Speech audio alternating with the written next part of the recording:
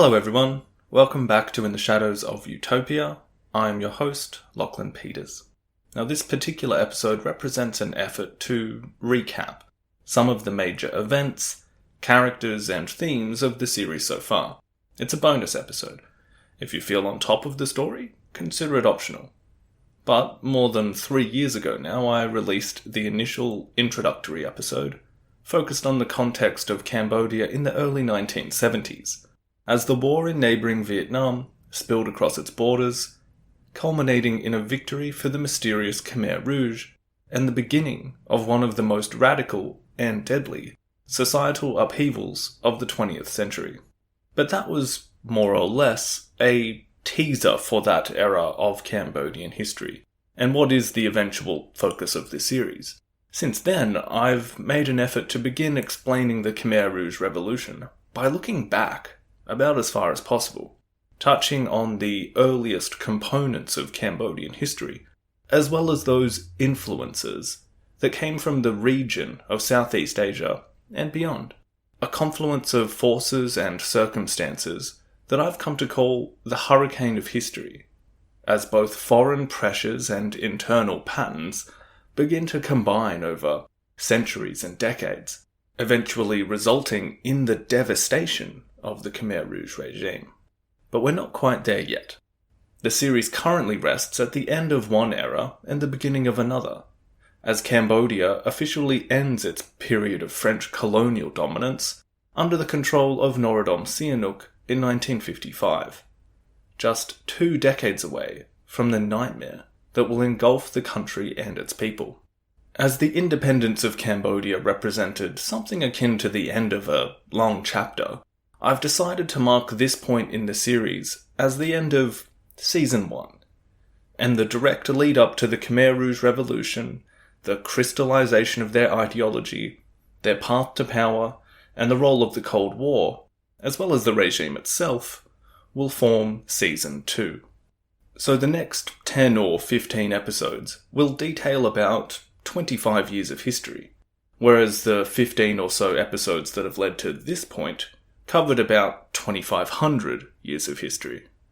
Before getting into this episode, I just want to briefly restate the purpose of this series and my aims for it.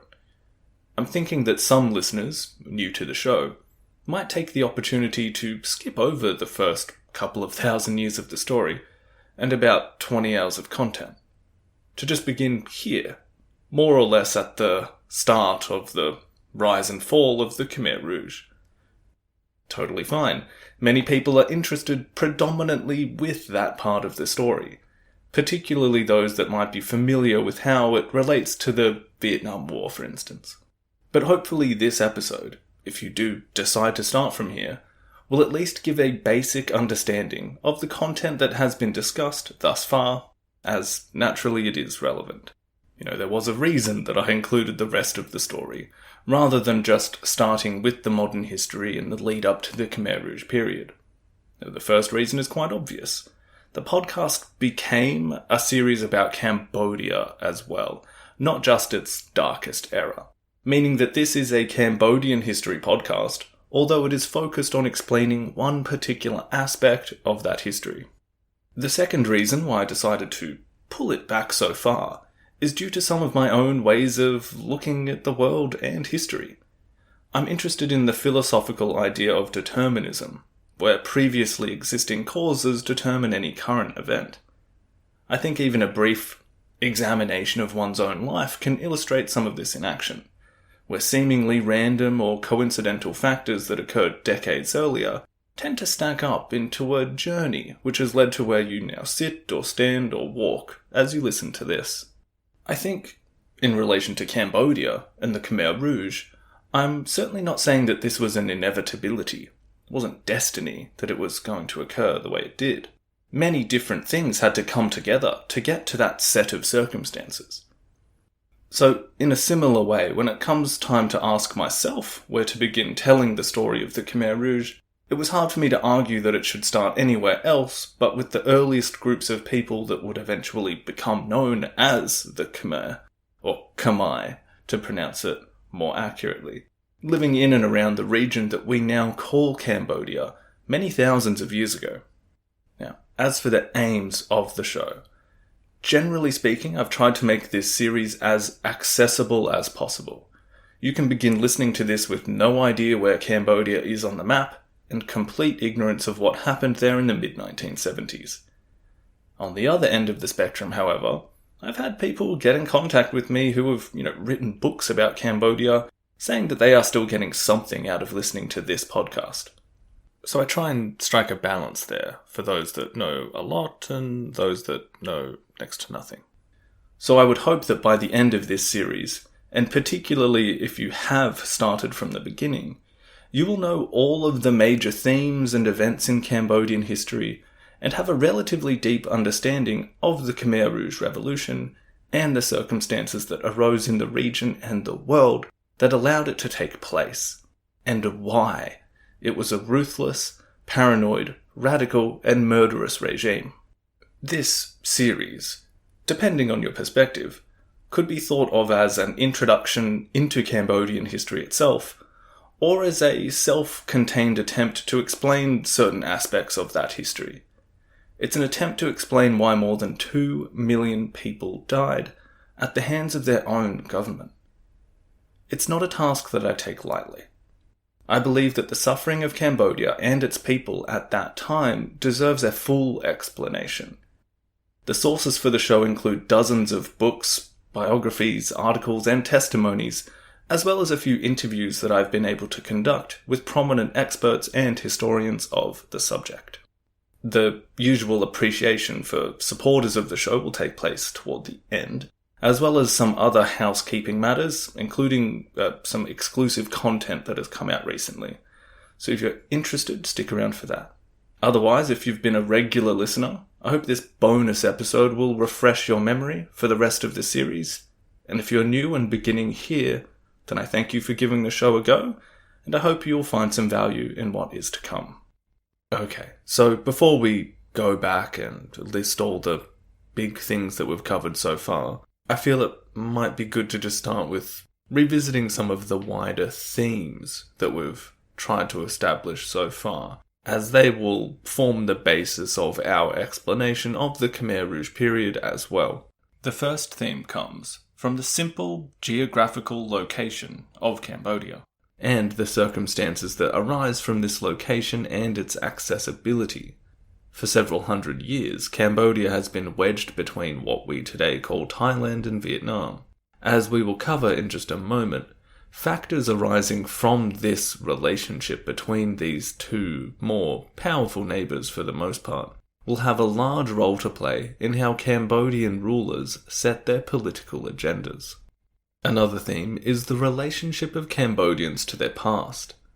The perception of the Angkorian era as a kind of cultural zenith, and subsequent periods as a regression from or decline from that period, as well as how these ideas relate to the so-called Khmer race, and how leaders will utilize that narrative is also important. The style of Cambodian leadership is also another theme. For instance, the legacy of the Deva Raja, or the God Kings of Angkor, the patronage networks that underpin that leadership, and the Theravada Buddhist idea of merit, and how that situates those in power and those outside of it in Cambodia. So let's try and summarize those three themes. So, along the lines of Cambodia's relationship with its neighbouring countries, its relationship with a narrative of its own history, and a political culture that stresses the importance of certain kinds of leadership. These themes play out in different ways over the centuries and from decade to decade, but they are generally what I consider to be one half of the so-called historical hurricane. And just to reiterate what I'm trying to do with that metaphor, relying on some surely half-baked understanding of meteorology, I take these themes as the internal, or at most the regional forces, that comprise the warm, moist weather patterns or pressures, the energy that's emanating from Cambodia itself, which will eventually combine violently with the cold and dry weather that travels from foreign lands. So what are those? Well, we can break the first foreign theme up into a few different aspects, but we could generally say that European colonization is vitally important. In particular, the French variant of that colonization, with its ideas related to the Enlightenment, Revolution, and the style of French imperialism. Cambodia will be part of what was known as French Indochina for the better part of a century, and many ideas will be baked into the culture during that time, not to mention the historical factors that will lead much of the region into bitter wars to gain independence from the French Empire. Related to this first foreign theme, but perhaps in a different way, is the spread of certain ideas that originate in Europe to other parts of the globe, including Southeast Asia, namely Marxism and its Leninist, Stalinist, and then Maoist variants. The prism in which the Vietnamese also interpret this ideology and pass it on to their Cambodian comrades is also worth putting in this category. Lastly, and again, more than slightly related to the previous two foreign themes, is the wider context of international relations, particularly in the second half of the 20th century. The role of the United States, the Soviet Union, the People's Republic of China, what we could simply term the Cold War, the way that their dealings will play out in Southeast Asia, is naturally a huge influence on this historical hurricane, developing in the way it develops, and when it does so. In the context of the series so far, as we approach the ramping up of the Cold War in particular, some of these themes have only weakly appeared, some strongly, while others have not begun to combine fully. For instance, the relationship between Cambodian notions of race and the past have not fully come into friction with the relationship with Vietnam, communist ideological variants, or indeed the circumstances of Cold War factions, while others, such as Cambodian cultural norms associated with politics or leadership, can be shown to have entwined in different ways with French colonization and subsequent decolonization. But eventually, all of these themes will have interacted or have some consequence or some interaction previously that will produce conditions that nearly annihilate Cambodia. Alright, so with those themes in mind, I want to go over some of the story so far in order to set up the next season of the podcast. As I said earlier, I do want you to be able to step into this with no prior knowledge. So in order to explain that first theme, relating to geography, let's begin with some basics of the region of Cambodia and the early history of a people who were living there, the Khmer. This region of mainland Southeast Asia, a relatively flat land with rich soil and access to both the sea and a massive inland lake known as the Tonle Sap. This area we now come to call Cambodia, well, it's been home to people who can be demonstrated to have spoken languages related to modern-day Khmer since at least the beginning of the Christian era. These people were influenced by the Proto-Indian states to the west in a process referred to as Indianization, placing the Khmer and their customs more on the Indian side than the Chinese side in regard to Indochina. You could consider the area of Cambodia as a kind of cultural fault line between the two larger civilizations, and with influences from each. Eventually, a mighty Khmer kingdom would arise around the region of the Great Lake, which is in the northwest of the country's current borders. The relationship that this kingdom maintained with water and the seasons is of special importance. Cambodia is part of what we would call Monsoon Asia, where the seasons can be simplified to the wet and the dry. When it's wet, and when it's dry, it's dry. Generally speaking, the dry season runs through from December until June, reaching its hot and dry peak in April, and the rainy season runs from June until November. As wet rice agriculture is the region's most important food resource, the ability of the Khmer to form a commanding relationship with the climate and water in order to produce enough food to support an empire, is one of their crowning achievements. What we now call the Angkorian period, with the beautiful skeletal remains of its former capital city still visible outside of Siem Reap.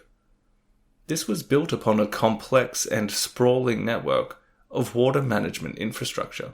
Like the roads that connect a modern-day city, the system of canals, dams, and reservoirs served to alter the natural flow of rain and floodwaters in a way that could maintain the largest city in the pre-industrial world. Recent estimates have placed the population at its height between 700 to 900,000 inhabitants. Archaeologists have been able to utilize powerful new technologies in order to map out this network of water management, but also the finer details of the city that we call Angkor, from the old foundations of houses, markets, and smaller temples, to the ponds that families may have shared as a means of escaping the heat. Angkor was much more than the beautiful stone temple mountains that remain today. However, those temples do represent a magnificent accomplishment. Perhaps the most famous of these, Angkor Wat, has been called an elaborate, ritual, symbolic, and cosmological construct. A vast temple pyramid surrounded by a moat, it remains the largest religious structure in the world and represents the 5-peaked mountain at the center of all the universes in Hindu mythology. Perhaps the most famous of the Angkorian kings was Jayavarman VII, who, upon coronation in 1181, began a wide series of construction projects and reforms that served to centralize the state around his walled city of Angkor Thom and the incredible many-faced temple of the Bayon that lays within it. Jayavarman built extensive roads across the empire, many other temples and reservoirs, as well as hospitals and additions to older temples. He is remembered as a great king, but his reign is somewhat contradictory. He was a devout Buddhist, and he saw the people of his kingdom as some part of his own merit-making mission.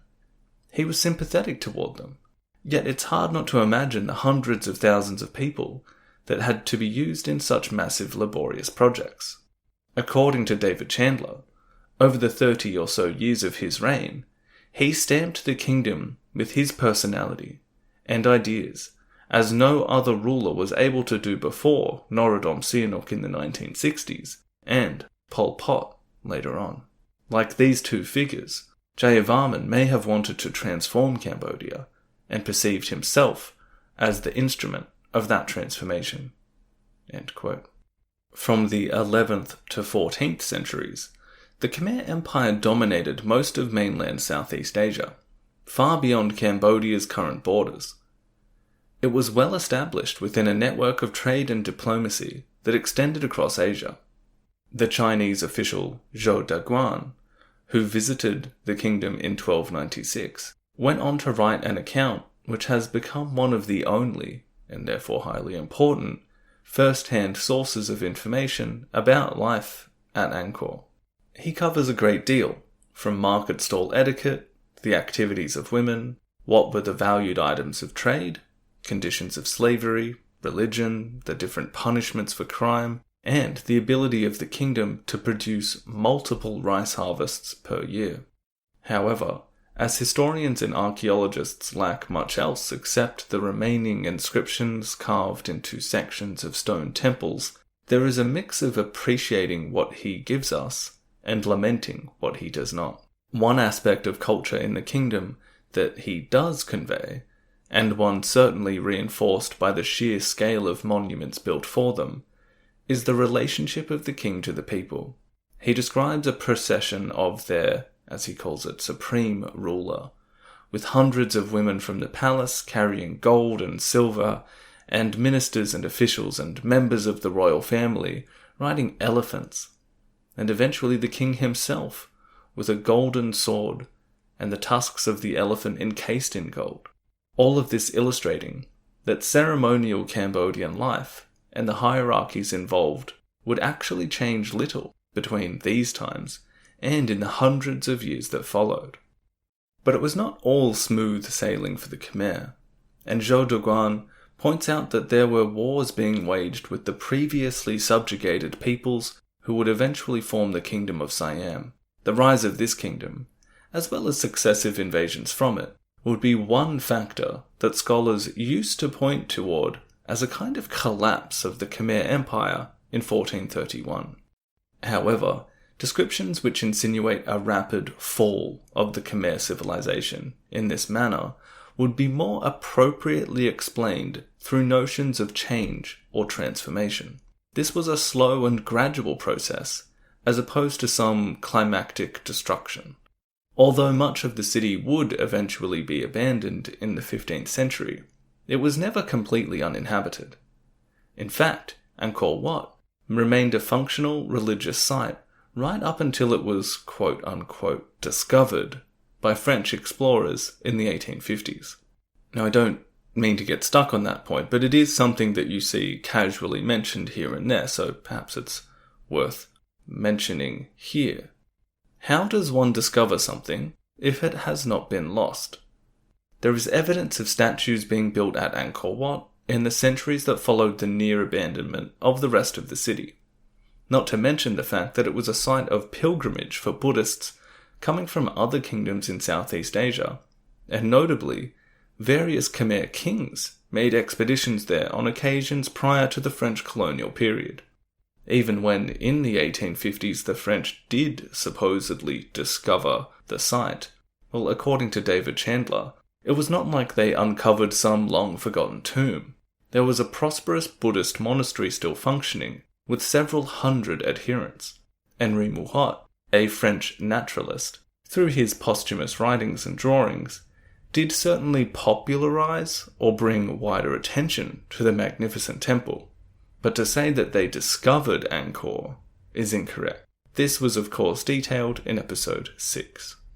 Anyway, while the exact combination of factors and forces which contributed to the transformation of the Angkorian period into what Professor Ashley Thompson calls Cambodia's middle period are not exactly certain, new research is providing evidence that variations in climate may have played a significant role. As we said, this golden age of Angkor was to a large extent built upon the surpluses of agriculture and population afforded by the complex irrigation and water management system built in this major city. Extensive years of drought, necessitating large-scale modifications of the infrastructure that they had already built, was then followed by unusually intense monsoon seasons, which overwhelmed attempts at fixing the problem. This may have permanently damaged the network as a whole, and amongst a few other factors, rendered the city unhospitable. So, what happens next? Well, as I said, the next period of Cambodian history relates to a transformation of some aspects of so-called Angkorian activities, like stone temple construction, grandiose inscriptions, and this expansive network of irrigation around a city close to the Great Lake. But 1431 should not be thought of as some conclusive date where it all fell apart.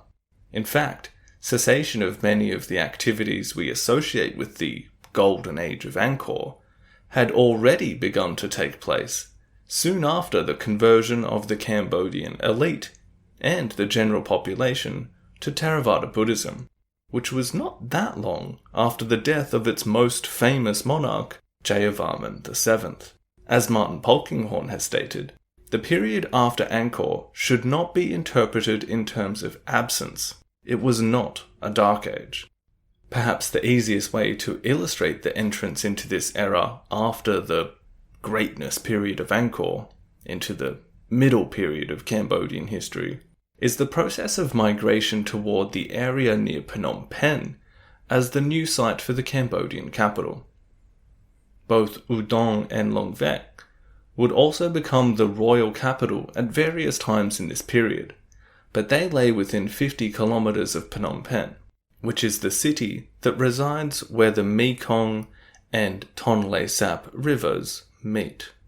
According to David Chandler, and among a variety of contributing factors for this location in particular being chosen, one of the more prominent is the shift toward becoming a kingdom based on trade.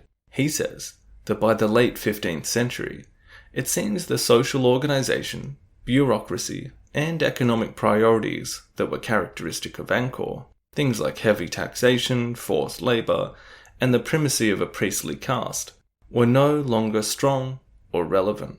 New forms of organization, new settlement patterns, and new priorities became feasible and attractive. By the end of the 1500s, weakness in relation to the Thai in the west was highlighted by the capital at Longvek being conquered.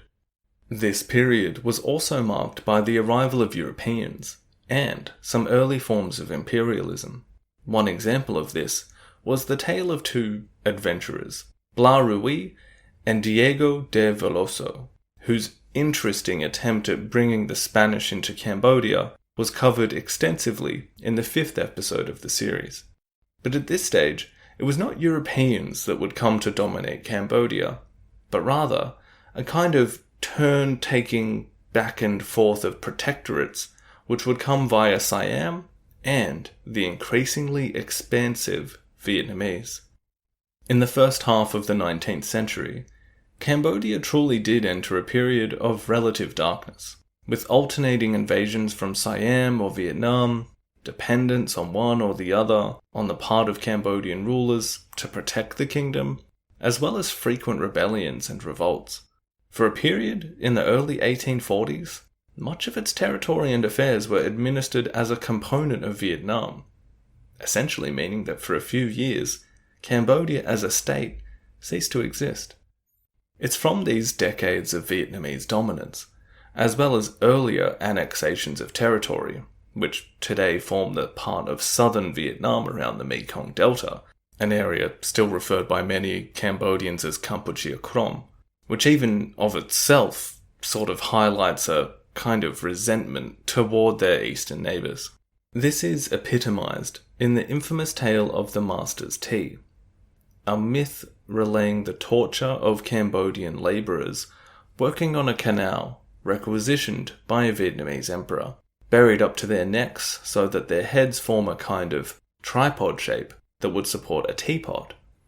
The Vietnamese then light a fire between them, and when the men begin to writhe in agony, the Vietnamese are quoted along the lines of, careful not to move, or you will spill the master's tea." Some Cambodians today still consider this to be more than a folktale, but that energy that they imbue with it goes some way in giving you an insight into this feeling of the Khmer toward this so-called hereditary enemy. So much so that Pol Pot's democratic Kampuchea will recapitulate the story in one of the regime's official documents regarding their eastern neighbour. The anthropologist Alexander Hinton claimed that this story metaphorically conveys a number of Khmer nationalist themes toward the Vietnamese. It highlights their loss of face, the constrictive nature of Cambodia's geographical location, the emotional heat that the conditions generated, and that they harbour a desire to destroy Cambodia, that they have an evil nature. However, this state of utter dominance under the Vietnamese does not last forever. By 1848, following a series of rebellions in Cambodia, some supported by Siam, some more general uprisings, a kind of stalemate dawned, and the Vietnamese agreed with the Siamese to have King Duong sit on the Cambodian throne. This did not mean that Cambodia was completely independent of this back and forth between its two neighbours, but it was a brief period of prosperity under a Thai protectorate which was less interested in administering Cambodia to the extent that a number of Vietnamese emperors had been over the last few decades. By this time, however, from the 1850s, a potential avenue will appear for a Cambodian king looking to escape both Siam and the Vietnamese, and that will come in the shape of the French. In The Tragedy of Cambodian History, David Chandler argues that, quote, "Had the French not arrived to impose their protectorate on Cambodia in 1863, those parts of the kingdom east of the Mekong might well have come under Vietnamese control, and the area to the west might have been dominated by the Thai. As the French pushed Cambodia's neighbours back, modern Cambodia was born. End quote. But although, from this angle, the French colonial presence preserved a kind of Cambodian nation, at first under the guise of a protectorate, before incorporating Cambodia, Laos, and 3 states of Vietnam into essentially one colony, French Indochina, it was not an altruistic process by any means. I like to think of it in business terms, with a hostile takeover occurring, and the profits of the French investors being the bottom line. The French came to see Cambodia as a kind of changeless, timeless country, and the Khmer, a people who had become disconnected from their former glory, a history that the French would find fascinating whilst they decipher it. The French spent less time, attention, and investment in Cambodia as they did in Vietnam, whose people they saw as more inclined toward modernization than the Khmer. But while the French did lay the framework for a modern nation-state in Cambodia, it was one that was lopsided, underdeveloped, and ill-maintained. A political system of any real structure was ignored in favour of a top-down approach to power. The king was relegated to a palace-bound figure, and efforts to open Cambodia up to the modern world were rarely seen very far out from Phnom Penh or a handful of other major towns. The colonization of the country was patronising and condescending. Any significant functions of the state were taken care of by Frenchmen, with Vietnamese preferentially imported to take on the tasks of medium and low-level administration, and economic life was dominated by Chinese Khmer. The vast majority of Cambodians missed out on whatever positives can be gleaned from the so-called civilizing mission that the French claimed as their raison d'etre for colonizing the country in the first place. Literacy levels and education remained extremely low, taxation extremely high. Whatever modernity was reaching Cambodia was predominantly seen in Phnom Penh, and it became a cosmopolitan, French-styled city in the middle of an overwhelmingly rural country whose inhabitants' lives were, for the most part, probably closer to their ancestors living 500 years earlier than those exposed to the 20th century in Phnom Penh. However, it would be unfair to characterize the protectorate and subsequent colony of Cambodia as a process that did not garner any form of resistance from Cambodians themselves. Rebellions against French rule in the mid-1880s, a massive demonstration against excessive taxation by rural and town dwellers in 1916, as well as the assassination of a French official in 1925, all spring to mind. But the vast majority of Khmer carried on living their lives in some form of a subsistence farming routine, in touch with the seasons, producing just about as much as they needed, enjoying regular Buddhist festivals, and the melange of spirituality associated with local spirits known as Nyek Ta, all of which we detailed in episode 7 via a study of Mako Ebihara's work about a Cambodian village. However, though relatively smaller, there was a growing amount who did integrate themselves into the modernizing forces that were becoming readily available. One of those was a young man by the name of Salot Sa, born in a village known as Prek Spa in Kampong Tom province in 1925. His early life was amongst the conditions we would associate with a relatively typical farming family, albeit with some connections with the royals. Able to take advantage of these, a 10-year-old Sa was sent to live in Phnom Penh, where he would be taught in a Buddhist monastery and a French Catholic primary school. It was during this time, in his formative years, that someone else would be laying the groundwork for later political figures, an early proponent of Cambodian nationalism, as well as someone who would call for independence from France, a man named Son Ngoc Tan. One of the founders of the first Khmer language newspaper, which is an indication to how far behind literacy and education rates were, as it was published in 1936. Son Ngoc-tan represented a member of a growing number of educated elite in Cambodia. The paper wasn't particularly anti-French, but elements of Cambodian nationalism were espoused within it, notably a kind of Cambodia for the Cambodians, and a notion that Cambodians needed to awaken, this kind of sentiment. This was at a time where more Khmer were participating in public life than ever before, and although still very small, more and more were attaining higher levels of education and even studying abroad. At the outset of the Second World War, scarcely few French would have guessed that their days controlling this particular region of the world would be so few in number. In 1941, the Cambodian monarch dies, and in an effort to maintain what was an obviously loosening grip over their Indo-Chinese assets, the French decided that the new king would need to be someone that they could easily control, as well as someone that they could use as a means of gaining more support from the people. They decided upon a 19-year-old prince, named Norodom Sihanouk. As the war continued, conditions for change began to emerge. The Imperial Japanese Army began taking advantage of a weak, yet nominally allied via the Axis powers, Vichy France. They stationed troops across Indochina and brought with them ideas that were incongruent with continued European colonialism. The idea of Asia for the Asians was powerful, regardless of the grim reality that Japanese imperialism entailed.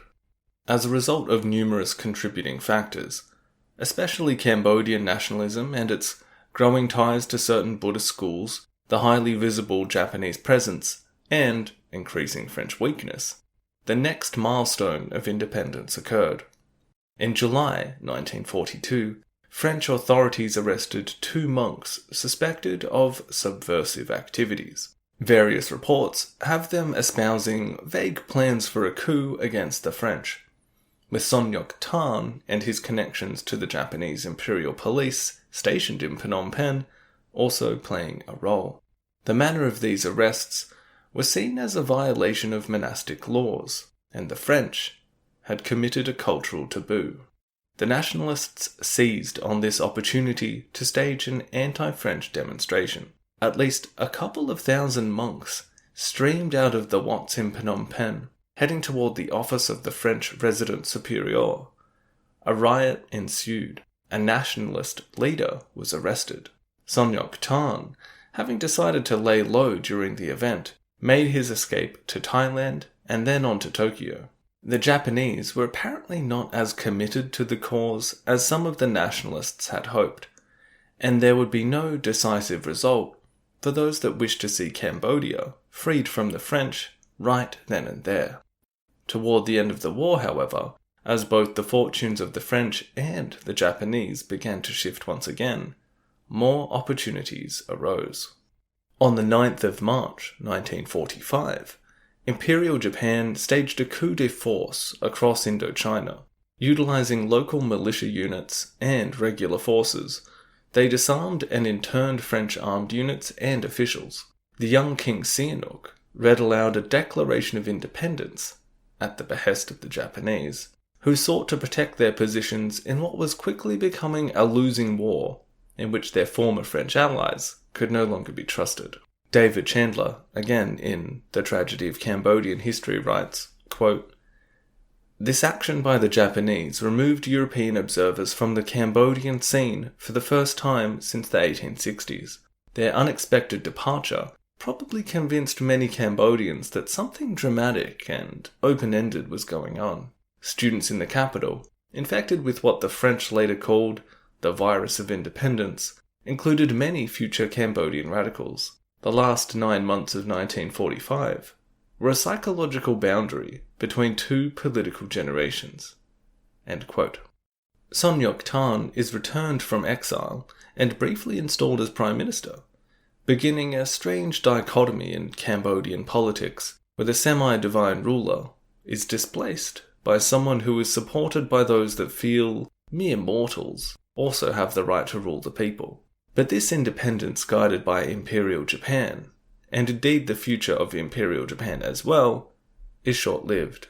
Son Ngoc-Tan's government lasts until October, when the returning French, bolstered by their allies, removed him from power, signalling their intent to simply reclaim their Indo-Chinese possessions. The French would soon find out that the task in front of them would not be so easy. In episode 11 of the podcast, I described the return of the French in terms similar to that of an abusive partner coming back to the family home after a stint in jail. They don't consider their previous actions as abusive, quite the opposite. They had only wanted to help, to protect, to civilize. But those who suffered under that abuse had grown in the French absence, however brief it was. Most glaringly in Vietnam, where Ho Chi Minh, leader of a nominally nationalist, yet very much communist movement, known as the Viet Minh, had declared the independence of a country known as the Democratic Republic of Vietnam in 1945. In Cambodia, there was less obvious resistance to the return of the French, but things had changed there too, and a union of anti-colonial groups ranging from bandits to Thai-backed guerrillas known as the Khmer Rouge, or Khmer freedom fighters, would begin isolated actions against the French in this new era of resistance to the returning European power. At the same time, the number of those Cambodians who had decided that Ho Chi Minh's model of resistance was most appealing began to grow. Two former monks, Son Ngoc Minh and Tu Samut, had fled to Vietnam during the latter stages of the Second World War, and were the first Cambodians to be made members of the Indo-Chinese Communist Party.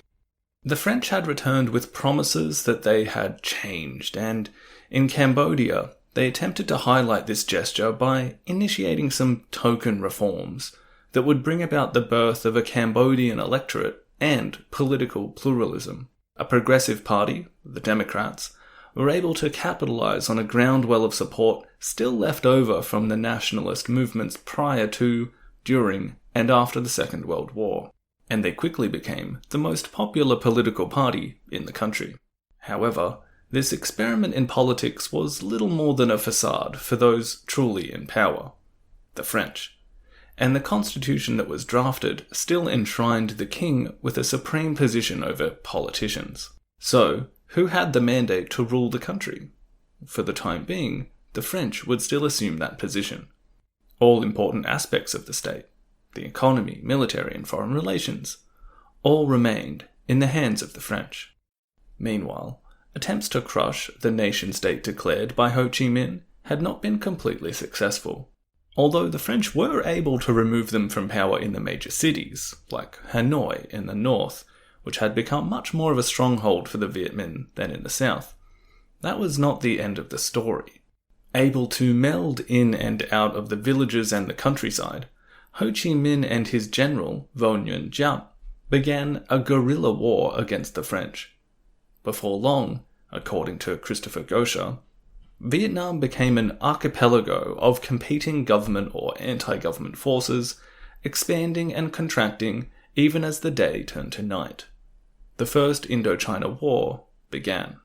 By 1947, Salot Sa, a young man who, by all accounts, was personable, charming, and funny, if not the best and brightest student, was able to gain entry into the latter stages of high school at one of the most prestigious institutions in the country, the Lycée Sisawat. He was not particularly political, apart from harbouring an admiration for Son Ngoc-Tan that many Cambodians his age had acquired. By this time, he had already come into contact with some future leaders of the Communist Party of Kampuchea, including Khieu Samphan and Ieng Sary, the latter of which he met at the Lycée Sisawat. Sary certainly was politically minded, and someone that we might consider to be in the role of the classic student intellectual. He will be attracted to the ideas of Marxism once he discovers them during his studies in Phnom Penh. Sa does not achieve the marks required to go on toward study at university, but instead elects to take up carpentry at a local trade school.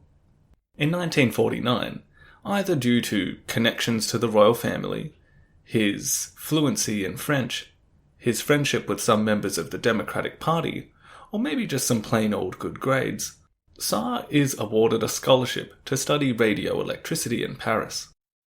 It is there that he will come into contact with a wider community of Cambodian students, including Keng Van Sat and Tiom Mum, two intellectuals who are shining examples of a new, young, and well-educated Cambodian elite.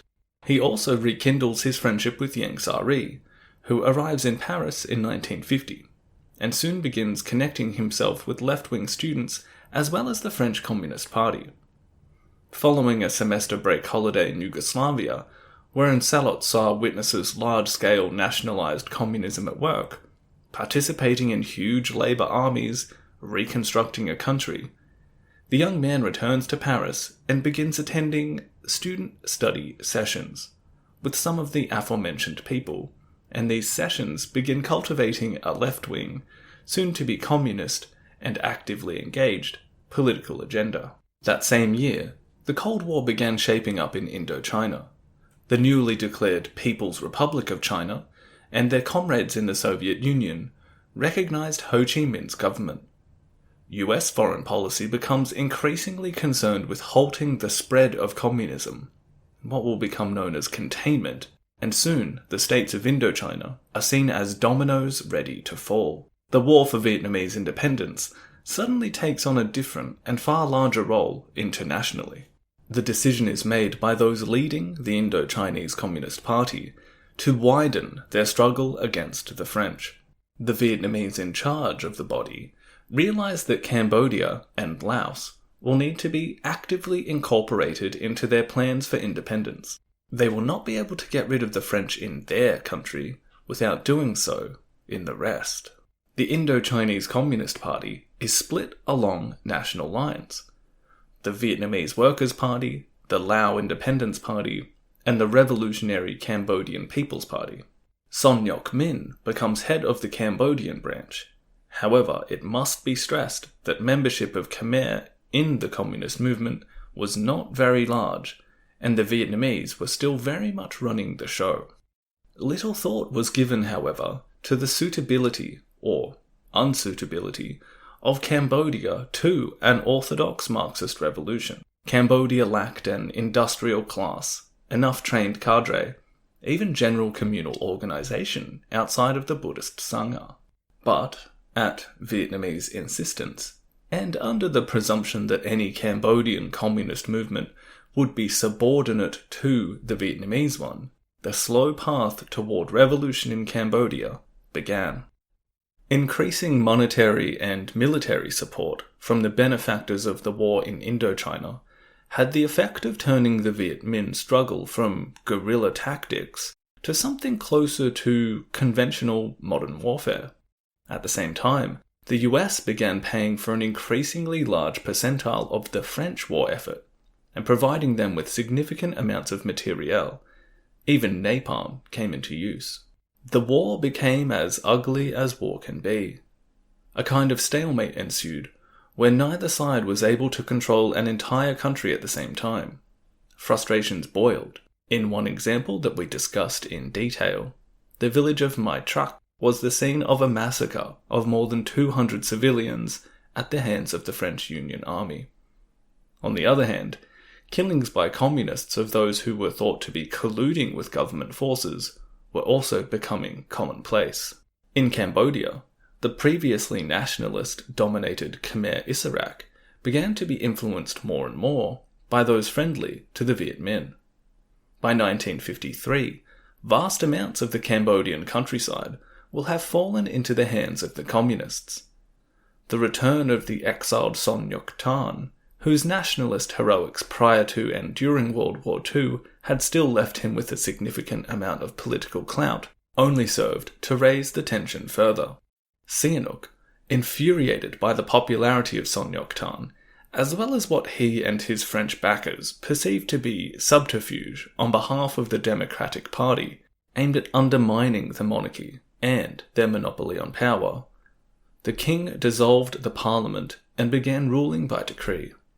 He also proclaimed his own plan for Cambodia's independence, a royal crusade as he called it, catching both the nationalist and communist resistance efforts off guard.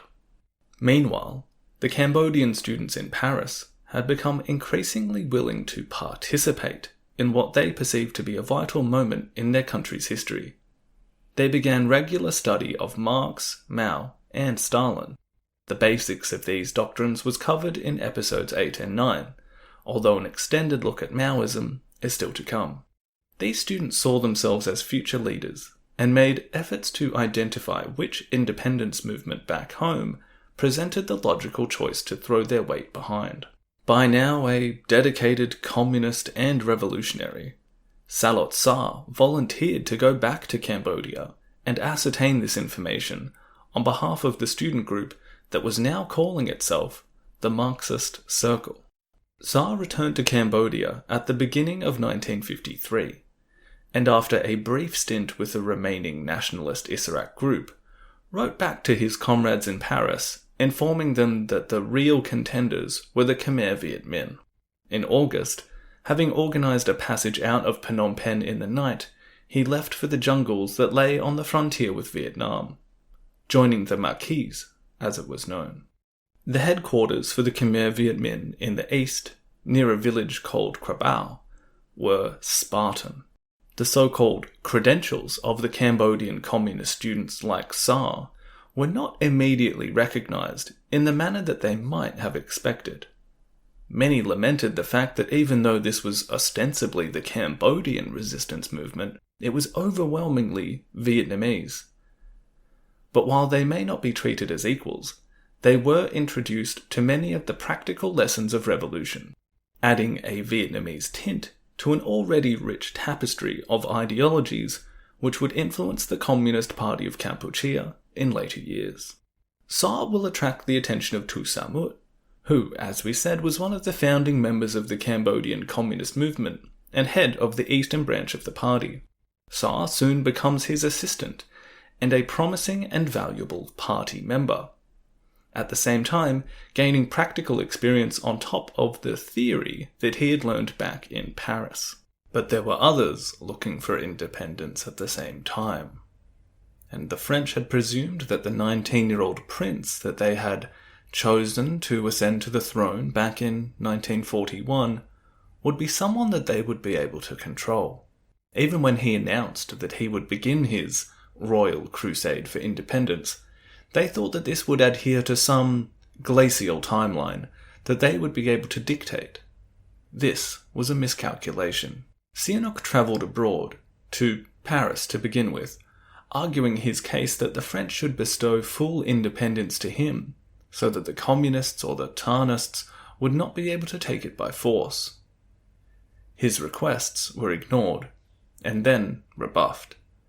In Washington, he made his case to the Secretary of State, but was again told not to rock the boat. Returning to Cambodia, he spectacularly exiled himself near Siem Reap, and began making almost seditious pronouncements. These somewhat dramatic displays were called the actions of a madman, but a madman of genius. His bluff, his popularity, as well as realizations on the part of the French that they were facing an increasingly difficult position in Indochina as a whole, well, all of this led them to relent to the king's wishes. On November 9th, 1953, Cambodia was granted independence. But the war across Indochina was not over, and the French were being lured into a battle that would go down in history. By 1954, the French and the Viet Minh had been at war for 8 long years. In France, public perceptions of a dirty war and a desire by successive governments to find an honourable end to the conflict were opening up possibilities for an end to the stalemate. The French planned to draw the Viet Minh into a decisive battle after an extended period of regrouping their own forces. This was called the Navarre Plan. The Viet Minh, learning about these intentions fairly quickly, set about diverting various elements of the French Union Army across Indochina. Near the valley of Dien Bien Phu in the northwest of Vietnam, the French began committing a large contingent of their army to build a fortified garrison in enemy territory. Sensing that the French had over-committed their forces in this one particular area, and conscious of the growing international desire for a diplomatic solution to the war, the Viet Minh meticulously prepared enough resources and combatants to break the French so badly that they would be forced into a peace on their terms. Painstakingly surrounding the valley with artillery, the Viet Minh began an all-out assault on the French garrison in March of 1954, just 2 months before the Geneva Conference. Although they suffer heavy casualties, their plan is successful, devastating the French Union Army and inflicting a humiliating defeat upon the fading European giant. The negotiations at Geneva would prove difficult at first, with the Viet Minh arguing that the territory that they and their Laotian and Cambodian comrades had won across the 3 states of Indochina deserved to be recognized officially. To expedite these difficult proceedings, the Chinese delegation, led by Zhou Enlai, was able to convince his Vietnamese comrades to abandon their wider Indo-Chinese ambitions. Not only did this serve the goal of ending the war itself, importantly keeping the US from entering the conflict, but it was also an early signal that the Chinese were reluctant to have an Indo-Chinese federation of states, ostensibly led by Vietnam and the USSR, on its southern border. The settlement at Geneva resulted in the bisection of Vietnam. The communists were to withdraw their forces from the south, from Cambodia, from Laos, and regroup in the north. Likewise, in the south, a new regime supported by the US began to take shape. The idea being that there would be a national vote in 1956 to decide the fate of the entire country. In Cambodia, as the Khmer Viet Minh had not been able to fully establish an official liberated zone in their name, despite having control of vast areas of the countryside, well, the country escaped any kind of territorial infringements or compromises with the communists. Sihanouk had been able to successfully make the case that any Cambodian resistance to the French had already flocked to his cause. All that was needed was for the Viet Minh to leave his borders. This meant that there would be no place for the Cambodian communists to hide in their own country. Although they were given hope that a democratic election in 1955 might provide a legitimate means for them to gain power. Sihanouk was in an interesting new position. Having won independence all by himself, in his mind, he felt that he should also now have the mandate to go on and rule his country. Meanwhile, in the Marquise, Salot Sa and the other communists who had thrown their lot in with the Vietnamese cause were left in an awkward position. Many of them left Cambodia and travelled to Hanoi with the Viet Minh for further training. Those that remained began living a double life, one part secret communist, the other regular citizen. However, another group was directed to form that official Communist Party to contest the elections. Salot Sa became one of those to begin leading a double life. The Democrat Party also saw an opportunity to win power in the upcoming elections, and the group was re-energized by new leadership, Keng Van Sat and Thionn Mum, 2 of the left-wing intellectuals who had been part of those study sessions back in Paris. In the lead-up to the 1955 elections, reacting to the potential that he may be excluded from the ruling process, Sihanouk produced another bombshell. He announced his abdication from the throne. He was just citizen Sihanouk now, and he himself was going to enter politics and create his own party, the Sangkum. Counting on the widespread support of a population which still viewed him through a semi-divine lens, as well as strong-arm tactics at the hands of the state's security apparatus and media, not to mention ballot manipulation, the Sangkum won every possible seat of the parliament. Sihanouk would later remark that the results were embarrassing in their magnitude. So, at the end of 1955, we have a situation where Sihanouk, king in all but name, has now outmaneuvered his political opponents once again. He is in control of his country. The Cambodian communists, to some extent left behind by their Vietnamese comrades, are no longer able to pursue their goals officially in the political process, nor do they have the ability to wage another war against the government. Sihanouk is attempting to find a middle ground in a new world order, one where nations, particularly those in the process of decolonization, are being urged to pick a side in the Cold War. Vietnam is pulled to either side of that divide at the 17th parallel. Cambodia, in the span of just a few decades, has transformed in many respects. Modernized in some areas. They have been reintroduced to a version of their past via a colonial power, become a pawn for other powerful nations in a new struggle for global supremacy. And there are those Cambodians that have absorbed ideas for how their country should fit into the modern world, perhaps via revolution. A revolution that will be influenced as much by their own culture and circumstances as the foreign ideologies and examples that they've been introduced to. Cambodia is just 20 years away from the abyss, but the next few years will be remembered by many as a kind of golden age. The hurricane of history is building momentum at just the point where conditions seem to be at their most pleasant. And that is, of course, what the show will be covering in the upcoming season. As I said at the start, I hope this might give new listeners an opportunity to jump in here if they are interested in the modern history of Cambodia and how the Khmer Rouge come to power. If you are one of those new listeners, it might be worth pointing out that this episode was an attempt to cram in about 20 hours worth of the story into just one. There are many, many things I left out, mostly relating to events that took place outside of Cambodia, like the early history of imperialism, the French Revolution, and early contact with Vietnam. The origins of communist theory and how it was put into practice in the Russian Revolution and the subsequent formation of the USSR were also touched upon. I do think those are important points, particularly for the foreign winds part of that hurricane analogy. So, if you don't know anything about that stuff, feel free to go back and listen. I guess the other thing you might generally miss out on, which is really a shame, are all of my over-elaborations and over-contextualizing. Some of the imaginative scenes that I've tried to conjure up in between the lines of some of those secondary and primary sources as well.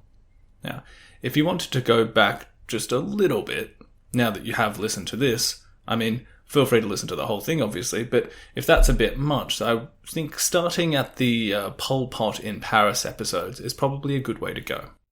If you are a regular listener, I hope that this kind of potted history of Cambodia up until here has been a helpful reminder for some of the things we've covered.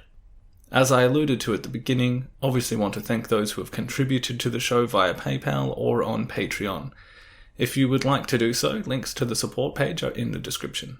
On that note, I have released the first real bit of exclusive content for those that have donated to the show in the past or currently. I tried to email everyone I could find that had done so over the last few years, so if you are listening to this and you have donated but did not get an email, feel free to get in touch and I will respond with where you can get this exclusive content, which is a commentary track for the film The Killing Fields. I did a fair bit of background research as well, so it isn't just me sitting there, saying I like this scene or I don't like this one. I get into what the movie doesn't show, what is real, what they've changed, as well as just some general context. It's kind of like an episode of the podcast, just set to the movie a bit. There are a couple of versions available. If you're on Patreon, naturally it can be downloaded from there or listened to on the app. And if you make a donation via PayPal, I will try and get in contact with you as soon as possible to send a link to the website where you can do the same thing. Oh, and one more thing. I was able to have a great correspondence interview with Lena Goldberg, who wrote the book Move to Cambodia. Anyone who has ever been an expat in Cambodia or even thought about doing so will no doubt be familiar with either the book or the website. But yeah, she was kind enough to reach out and give me the opportunity to talk about some things like why I started the podcast and how I'm looking to handle certain things going forward. So I'll leave a link to that in the show notes, or if you want to, there is a link to the interview on the blog page of the website as well. So for all of these things and more, visit www.shadowsofutopia.com. Aside from all that, thanks again everyone for listening. Until next time, goodbye.